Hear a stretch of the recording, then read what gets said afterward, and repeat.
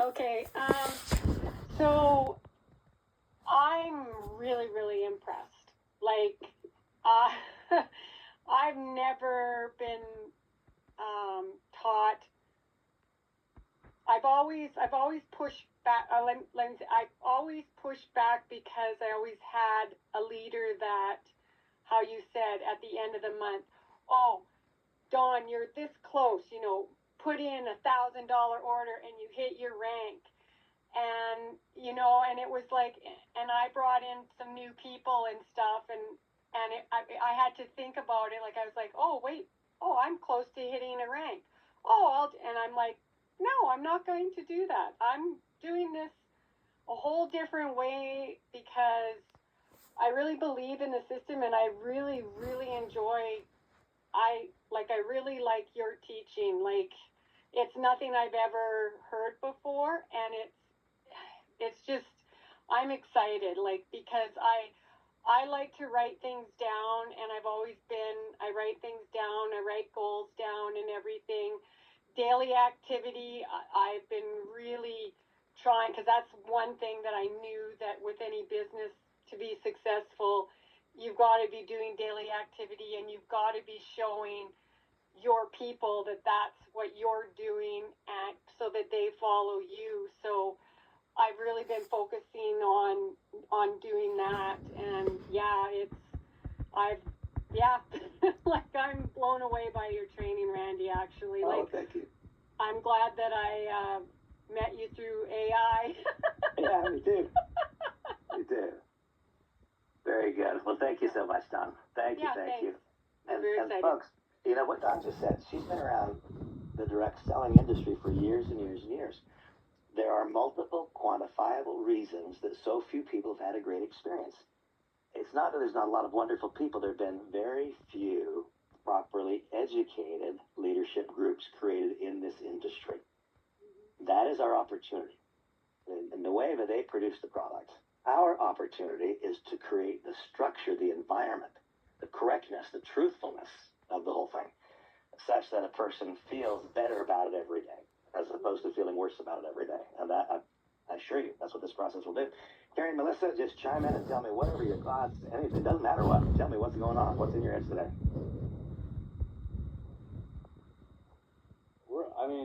We've gone through these trainings quite a bit, and it was a good refresher course. I was like, Yeah. oh, I knew that first ladder. I was like, I knew that. I mean, and the tool. and honestly, I mean, a lot of you don't know this, but so the trainings that Randy has taught us in the past, I used in a restaurant that reopened, 2019.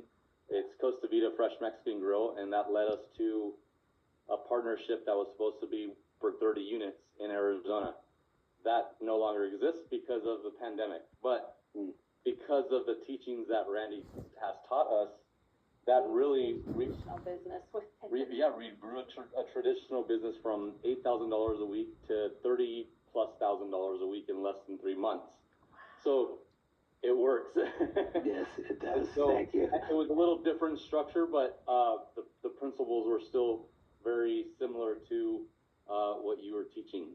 So I mean, we literally went out, shook hands, invited them to the restaurant, sat them down, talked to them about our menu and why we're there, and our presentation. yeah. Food. It was literally at the restaurant. So and it worked. And the people over at Costa Vida corporate were like, "What did you guys do again?"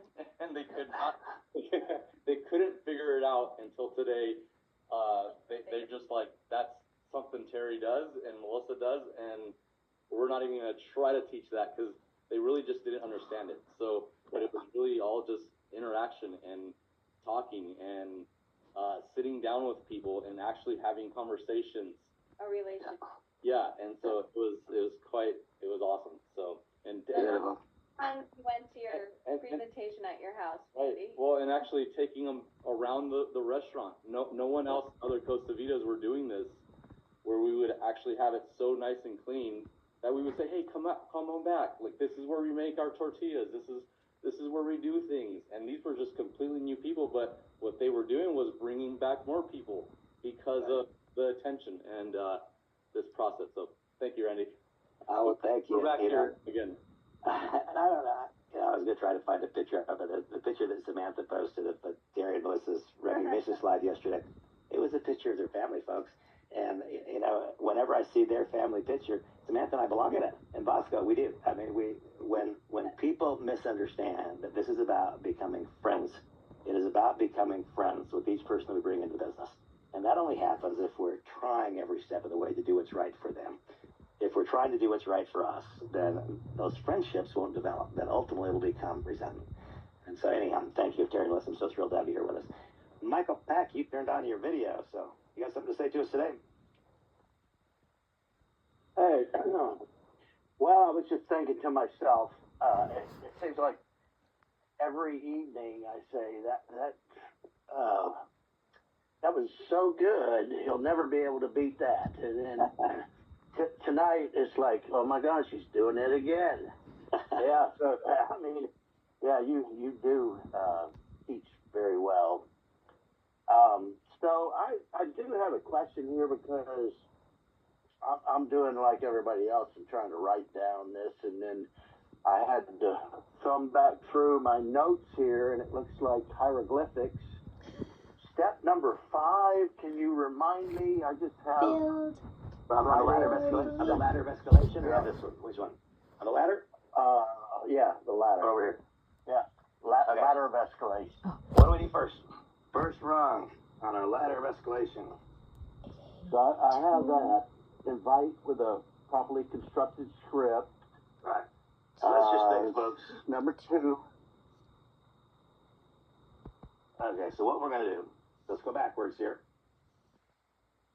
We can only effectively invite with a properly constructed script if we have properly sourced a candidate. If we have not properly sourced a candidate. So even before this is this. If all of the candidates we're talking to are dead cold candidates, if we've not done anything to have candidates moving towards us, then the pressure on the invitation is so great. And then the numbers, the percentages are so few that it becomes discouraging instead of encouraging. And so many years ago when Nathan was teaching me, Nathan taught me that the most important step, and I don't disagree with much of what Nathan taught me, but in this particular case, he was just wrong.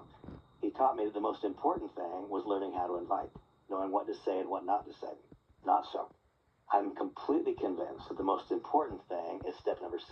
It's learning to live our lives in such a way that other people are coming towards us. If people want to be in business with you, then they will be. If they don't want to be in business with you, it almost doesn't matter what a great script you happen to offer or what the product offering was. And so it all starts clear back over here at step number 6. And this, by the way, if I'm living my life intentionally so I create a candidate, it won't happen. If I'm living my life intentionally just because it's the right thing to do, then it will result in a candidate. And so there has to be the proper intention behind every single thing. If almost anything that I do with the intention of making more money for me will probably be an incorrect behavior. There's not a very good chance that that's going to create the correct behavior. So I'm coming over here, I'm listening, and I'm trying to respond to what somebody else needs.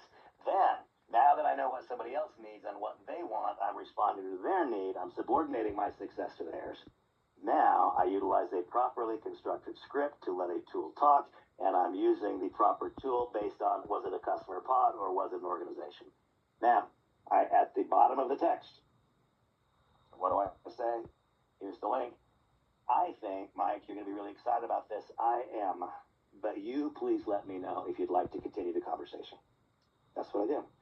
Because in so doing, now that's eliminating the possibility. There was a book written a number of years ago called The Fortune is in the Follow-Up. Maybe. It depends on when. If I follow up here, then the fortune's in the follow-up. If I follow up down here, then it feels like I'm chasing. And not one of us likes to feel like we're chasing, and not one of us likes to feel like we are being chased. Okay, now when the person, they quote, opt in, they hit the ball back across the net, sure, why not? Now I use the second look, and very conveniently named the second look. Now that they've listened to the second look, there are a few options here. all the steps. There are a couple of these steps that can reverse order a little bit, and that takes a little bit of knowledge and intuition on your part. But this is always first, this is always second. Now, there are a few options. It is possible that I could invite this person to a private small group presentation. And I could ask you all, by the way, I could ask you this question: how good do you want to be, and how big a business do you want to build? Because the behaviors that we adopt are going to be determined by that. How good do you want to be, and how big a business do you want to build? If you want to build a really, really big business, then I will tell you that the determining factor is going to be the quality of leadership group that you create. That's going to determine the ultimate outcome. Be the quality of leadership group that you create. And so, if we were to contemplate again this thought, this will finish out this ladder of escalation a little bit. A person receives the first video, sure, wouldn't mind learning some more. They get the next video, sure, makes sense to me. Now, at this point, my options are that I can invite them to a private small group presentation. And what would that, Paul? That would be you inviting your 6 or 7 people. The participants in it would be you and I and your 6 or 7 people. That then gives me an opportunity to have a conversation with your 6 or 7 people. That gives me an opportunity to describe you as a leader. It gives me an opportunity to edify you. And it also gives me an opportunity to start exercising the most difficult task for most people in network marketing, to start elevating you to the role of leader, me standing down and elevating you to the role of leader. That starts in the private small group presentation. Because if we do 6 or 7 of those, and by the way, private small group presentation means that we did it online. Home business review means that you said, hey, Randy, I know Austin's not immediately next door, but ease on down. And you know what? I would come. And so this is the same as this, but this one is in a person's home, and this one is online. And so now what happens? Now, as opposed to me doing a business presentation and asking all of you, so here we are, what do you got, 16 of us here? Yeah. And so if I were to do a business presentation tomorrow and tell all of you I'm doing a business presentation, invite some guests. 90% of you would be there by yourself without a guest, and 10% of you would have a guest. That's what would happen. If, on the other hand, each of you had your own private small group presentation, and your task was to invite 7 people to your private small group presentation, now instead of having 16, 17 of us talking to 3 guests, we would have one of us talking to 7, and the next of us talking to 6, and the next of us talking to 4. And so the next rung on the ladder of escalation is the private small group presentation, the home business review. And this is where the process starts. Remember, the real role of leadership in network marketing is to transfer the ton of knowledge and leadership. It is to recruit, train, retain, and then fully transfer the ton of knowledge and leadership to somebody else. The single greatest evidence of success at what we do is if when you're not working, nobody knows. And so that is why in that first private small group presentation, Paul would simply introduce me. He'd say something like this. I'd help him out a little bit. This is Randy. He's a good guy. We've been friends for a long time. Listen to his message. Something like that. That simple. And then I would deliver the presentation. But the next week, then I would have you do a little bit more. And the next week, a little more you and a little less of me. And by the time we've done that 5 or 6 times in a row, then I'm there kind of as moral support, but no longer because you need me to be there. And if we've done it correctly, by the time we get to your 3rd, your 4th, your 5th of them, you've made enough money to recover what it cost you to start in the business. Now you've got already evidence of it of success. You've got some product results, and it's become relatively easier for you. And so it's a totally different thing, folks. And I have very, very little organizationally so far, very, very little adoption of what has always worked and what will always work. Always, always, always. You guys want this thing to go nuts in April? Each one of you hosts 3 private small group presentations or Hope Business Reviews in March. It will go straight up the next month. And so now we go through a series of these, And in today's world, I would say that the perfect environment would be to go through a series of them, with some of them being home business review or in person and some being technology, so that you and the guests are being exposed to each of these. Now, when a person comes to the home business review, you will always hear, if you give me the chance to do one with you for you, or a private small group presentation, I will have asked each person at the outset who they are and why they're there. That will have given me an opportunity to remember what I said over here. Unless I learn what they want, what I have to say does not matter. And so because we started out by asking each person, who are you and why are you here? What are your objectives? That then lets me modify my message 10%, but it's that 10% modification that makes it an effective message versus an ineffective message. Now, if we have 7, and by the way, that's the number is 7. It's not 17, and it's not 2. The number is 7 to get the optimal result. Why is that the number? I can't tell you why, it just is. If there's 7 people, I know a few of the reasons. It's because if there's 7, then I get a chance to make eye contact with all 7. Then I get to ask each one to tell me a little bit about themselves and why they're here and what's going on. Then we don't have time constraints, so let it be a little bit conversational. If there's 20 or 30, we can't do that. If there's 7, by the time we're halfway through the presentation, one of the 7 is nodding. He or she's had 2 or 3 of the bottles in their hands. They're looking at them. This sounds cool. But if there's 7, by the time we get to the conclusion, one of the 7 is so visibly positive that he or she is influencing the other 6 more than the presenter is. That's the way that it really works. And so then I'm looking at the one who's nodding their head and saying, yeah, that makes sense. And then I say, hey, Don, you know what? You're kind of tracking along here. How about if you and I set a time to do a new member orientation, and we can then cross the bridge, no longer talking about what the business is, but showing you how we can make this work in your life. If you'd like to do that, Don, I'd like nothing more than to send you a little video to review in advance, and then tomorrow, later on tonight, if you'd like, we can get together and review it. And when Don says yes to that, then you know what? The other 5 all likewise schedule the same thing. But if I don't have 7, then the 1 didn't get a chance to influence the other 6 the way that I just described. If you have 1 or 2, it may not happen. If you don't, So what I'm describing, I'm not telling you things that I think might work, folks. These are not things that might work. What I'm describing to you is what's created $5 billion in sales in my career. And this is what's created it. Because the products have changed. The compensation plans have been different. Companies, management teams, they've all changed. You know what's all been the same? Pattern of activities. That's produced $5 billion in sales. And it's created leadership structures. They're absolutely unbelievable. They just don't survive but thrive all over the world. Okay, so now we do new member orientation, and almost always, by the time we get here, almost always, the person has opted in. Yeah, let's go. Okay, and so then what happens next? Now, this person who's had their new member orientation, they are already starting their process down here, but they're continuing to climb the ladder themselves. And so what happens next? Now, everything after this turns to belief building, everything. And so what happens next? Well, if in any 30-mile radius, and once again, why is it 30 miles and why is it 11? I don't know. But here's the way that it works. If in a 30-mile radius of Calgary, for example, if when 30 miles from the host location, whatever it is, I have 11 people who conducted private small group presentations or home business reviews in the prior 10 days before it. Now I've got 11 people who all wanted to talk to 7. They probably talked to an average of 4. I've got 44 people who are either brand new this week or they're climbing the ladder. They've not yet made a decision. Now they come to the event, and this event is well populated because I have 11 different people who all have 4 new guests who want to finish their decision-making process. And so, Don, you've been at this long enough to know the way it usually works. People come to the event. 90% of the members are standing out in the lobby wondering where their guest is. Their guest is not coming. They're not on the way. And when they do finally go in and sit down, the room is half full, and it's 90% members and it's 10% guests, and the entire attraction is gone. There are no new mistakes, folks. There are new people making old mistakes, and there are old people making old mistakes. And so, if on the other hand, if we follow this process, then we have the proper mix of emerging leadership, big leadership, brand new people, brand new guests. That's what makes the chemistry electric, and that's what makes it exciting.